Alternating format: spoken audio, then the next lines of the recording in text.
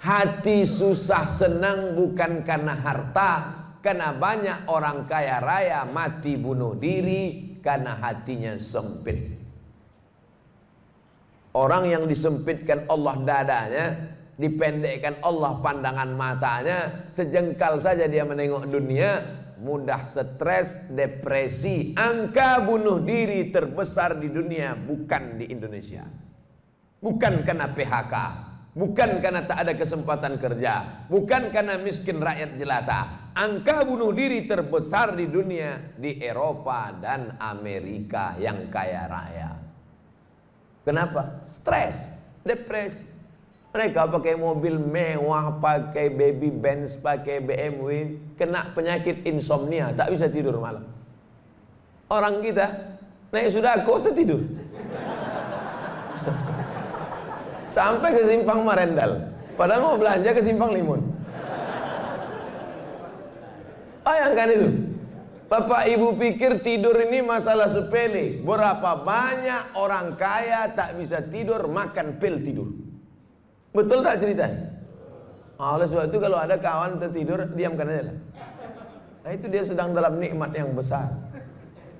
Bapak ibu yang dimuliakan Allah Subhanahu wa taala. Oleh sebab itu maka Allah Ta'ala beri kelapangan hati kepada Nabi Musa alaihi salam dalam doanya, Rabbi syrahli, lapangkan dada ni ya Allah, karena dunia ini penuh dengan masalah. Nabi Muhammad SAW juga dilapangkan Allah dadanya. Apa kata Allah? Alam nasyrah laka sadrak. Minta kelapangan hati. Kalau cerita masalah sempit sekarang ini, saya yang paling sempit hati saya. Saya sedang dilaporkan. Tapi karena didoakan oleh para jamaah.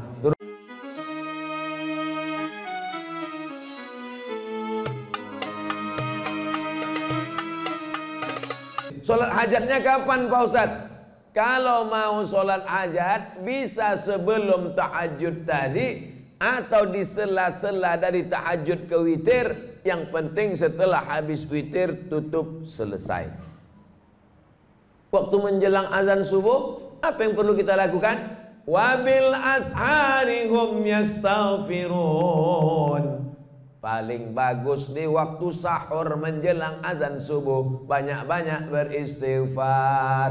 Ambil tasbih, istighfar. Astagfirullahaladzim, astagfirullahaladzim, astagfirullahaladzim. Tasbih-tasbih yang tergantung di kaca spion itu cabutlah.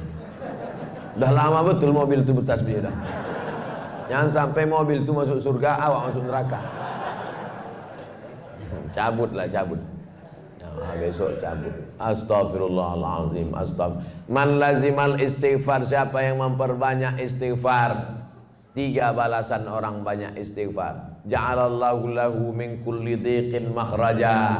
Kesempitan hidupnya dikasih Allah kelapangan. Wa min kulli hammin faraja. Kesusahannya diberikan Allah kesenangan. Wa razaqahu min haitsu la yahtasib. Dikasih Allah rezeki dari jalan yang tak disangka-sangka. Hati susah senang bukan karena harta, karena banyak orang kaya raya mati bunuh diri karena hatinya sempit. Orang yang disempitkan Allah dadanya, dipendekkan Allah pandangan matanya, sejengkal saja dia menengok dunia, mudah stres, depresi. Angka bunuh diri terbesar di dunia bukan di Indonesia. Bukan karena PHK, bukan karena tak ada kesempatan kerja, bukan karena miskin rakyat jelata. Angka bunuh diri terbesar di dunia di Eropa dan Amerika yang kaya raya. Kenapa? Stres, depresi. Mereka pakai mobil mewah, pakai baby Benz, pakai BMW, kena penyakit insomnia, tak bisa tidur malam. Orang kita naik sudako tuh tidur. Sampai ke Simpang Marendal, padahal mau belanja ke Simpang Limun.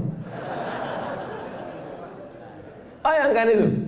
Bapak ibu pikir tidur ini masalah sepele. Berapa banyak orang kaya tak bisa tidur, makan pil tidur. Betul tak ceritanya? Oleh sebab itu kalau ada kawan tertidur, diamkan aja lah. Nah, itu dia sedang dalam nikmat yang besar. Bapak Ibu yang dimuliakan Allah Subhanahu wa taala. Oleh sebab itu maka Allah Ta'ala beri kelapangan hati kepada Nabi Musa alaihi salam dalam doanya, Rabbi syrahli, lapangkan dada ni ya Allah, karena dunia ini penuh dengan masalah. Nabi Muhammad SAW juga dilapangkan Allah dadanya. Apa kata Allah? Alam nasyrah laka, minta kelapangan hati. Kalau cerita masalah sempit sekarang ini, saya yang paling sempit hati saya. Saya sedang dilaporkan. Tapi karena didoakan oleh para jamaah, terutama yang paling banyak mendoakan saya, inilah panitia masjid subuh nih. Ya Allah, kami udah memasang tenda di belakang semua. Kalau sampailah Ustadz tuh stres tak bisa ceramah, hancurlah program kami gitu. Bapak Ibu yang dimuliakan Allah Subhanahu wa taala, dengan berzikir, bersolat, bertasbih, beristighfar bukan berarti manusia tidak menghadapi masalah, karena dunia tempat masalah. Tapi dengan berzikir, bertasbih, beristighfar adalah merubah cara kita menghadapi masalah. Allah berikan kelapangan hati, Allah berikan kesabaran, Allah berikan. Banyak orang-orang soleh itu mati di tiang gantungan. Siapa contohnya? Tonton film Umar Mukhtar, pejuang dari Libya yang menggantungnya Mussolini. Said Qutb meninggal di tiang gantungan. Pagi-pagi pas mau dia digantung itu, malam tuh mimpi dia menengok Nabi Muhammad sallallahu alaihi wasallam. Cerita tentang dia mau digantung malamnya jumpa Nabi itu diceritakan dalam ceramah ulama besar dari Mesir namanya Syekh Abdul Hamid Kishi.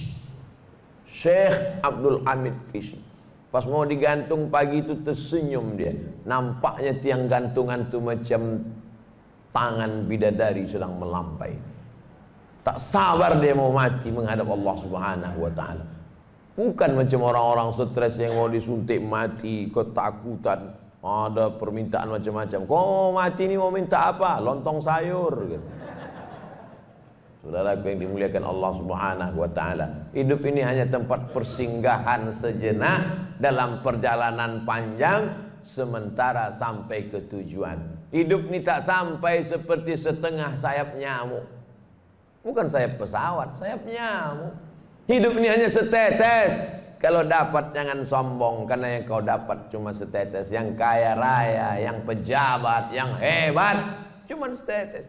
Yang tak dapat pun jangan terlalu sedih, karena yang tak dapat itu pun cuma setetes. Kita semua akan mati menghadap Allah. Apa yang akan dibawa? Berjumpalah ulama yang populer, yang masyhur, yang punya banyak jamaah, ulama fikih, dengan ulama yang tak terkenal, ulama mastur yang tak dikenal masyhur, ulama tasawuf. Meninggal ulama fikih yang populer, yang terkenal, yang viral, yang masyhur, yang hebat, yang punya jabatan itu mimpi berjumpa ulama tasawuf. Apalah yang kau dapat di akhirat dengan kepopuleran, dengan jabatanmu, dengan kehebatan namamu itu? Diambilnya debu, ditiupnya di tapak tangan. Itulah follower. Itulah semua. Ambil debu, hembuskan ke tapak tangan. Tak bermakna. Lalu mana yang membuat engkau dapat rahmat Allah? 2 rakaat di tengah malam yang sunyi saat tak ditengok orang. Itulah yang dapat menolong di hadapan Allah Subhanahu wa taala. Oleh sebab itu paksakan diri, pasang alarm, jam weker agak 2 biji. 2 tak juga terbangun, beli jam yang ketiga yang bisa menyipak. Supaya terbangun kita di hadapan Allah. Rahimallahu imra'an, Allah mencurahkan rahmatnya pada suami allazi aiqadha ahlahu, yang membangunkan istrinya. Allah mencurahkan rahmat pada suami yang membangunkan istrinya dengan menyiramkan air, mengajak dia tahajud malam. Rahimallahu imra'atan, Allah merahmati istri perempuan. Ada laki-laki, ada lagi tren sekarang LGBT. Nauzubillah. Rahimallahu mura'atan, Allah merahmati perempuan allati aiqazat zaujaha, yang membangunkan suaminya. Al-mu'minun suami, wal mu'minat istri, ba'dhum awliya'u ba'd, saling tolong menolong dalam hal kebaikan walaupun kewajibannya itu suami. Ya ayyuhalladzina amanu, hai para suami, qu anfusakum, jaga istrimu, wa ahlikum, anakmu, naro, dari api neraka. Aslinya yang mengajak solat, yang mengajar solat, yang membangunkan solat, yang mengingatkan solat, suami. Tapi dunia sudah mau kiamat. Yang sekarang banyak bertanya, Ustaz, apa doanya biar suami saya mau solat? Jadi laki kau tak sembahyang? Enggak. Dari dulu atau sampai sekarang? Memang dari nikah tak sembahyang. Kenapa mau sama dia? Saya pun dulu tak sembahyang. Belakang-belakangan ini taubat saya Pak Ustaz. Laki saya tetap Fir'aun. Sabar ibu, sabar, banyak-banyak doa sama Allah. Dua gendangnya, kalau tak dia mati, ibu mati. Inilah bapak nih, cerita laki ibu tu mati, bapak ketawa pula. Mestinya sedih lah. Bapak ibu yang dimuliakan Allah subhanahu wa ta'ala, sampai pada akhirnya azan subuh pun berkumandang. Tahanlah kita dengan wudhu tadi. Kalau wudhunya batal, diganti tajdidul wudhu, memperbaharui wudhu. Kalau saya ragu Pak Ustaz, batal apa tak batal? Batal apa tak batal? Al yaqinu la yuzalu bisyak. Keyakinan yang kuat tak mungkin dirusak oleh ragu. Hatta tasma'a sautan, jangan kau wudhu lagi, jangan kau batalkan solatmu. Kalau datang bisik-bisik, batal wudhumu, batal wudhumu, batal wudhumu, batal wudhumu, jangan kau berhenti solat. Hatta tasma'a sautan, sampai kau dengar suara. Au tajidari'an, atau kau cium bau. Dengar suara, tercium bau, baru batal. Tak ada suara, tak ada berbau, tak batal. Tak bersuara, bau, batal. Kadang kita ini kan diganggu-ganggu setan. Udah batal, udah batal, udah batal, udah batal. Itu memang kerja setan. Jangan disalah-salahkan setan. Kenapa setan ini gini? Itulah kerja aku, kata dia. Itulah kerja dia, SOP dia. SOS, standar operasional setan.